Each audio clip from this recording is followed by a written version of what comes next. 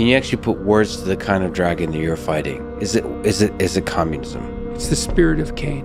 Can you elaborate what the spirit of Cain is? So after Adam and Eve are thrown out of paradise, when they become self-conscious, they're destined to work. And the reason for that, as far as I can tell, is that to become self-conscious is to become aware of the future. It's to become aware of death. That certainly happens in the Adam and Eve story. To have the scales fall from your eyes. And then the consequence of that is that you now have to labor to prevent the catastrophes of the future. That's work. Work is sacrifice. Sacrifice of the present to the future. It's delay of gratification. It's maturity.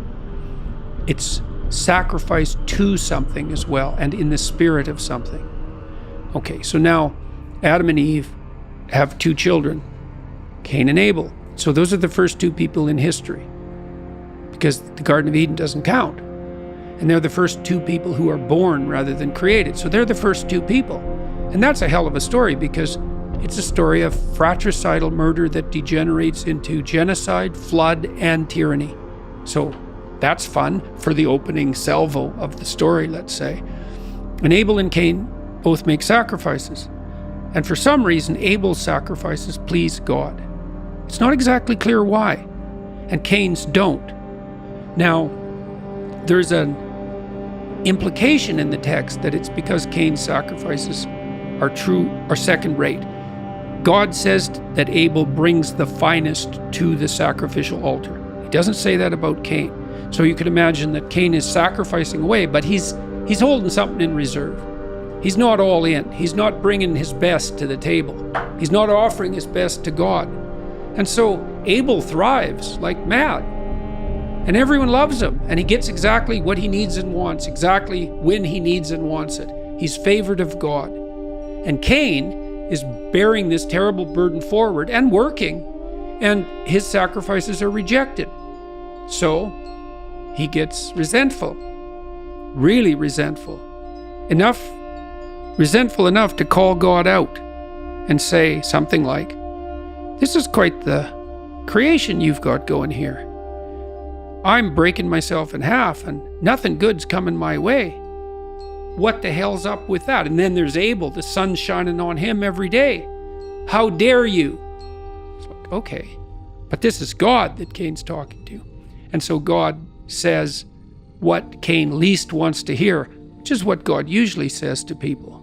He says, "Look to your own devices. You're not making the sacrifices you should, and you know it." And then he says something even worse. He says, "Sin crouches at your door like a sexually aroused predatory animal, and you've invited it in to have its way with you." And so he basically says, you have allowed your resentment to preoccupy yourself, and now you're brooding upon it and generating something creative, new, and awful, possessed by the spirit of resentment. And that's why you're in the miserable state you're in. So then Cain leaves. His countenance falls, as you might expect, and Cain leaves. And he's so incensed by this, because God has said, look, your problems are of your own making. And not only that, you invited them in.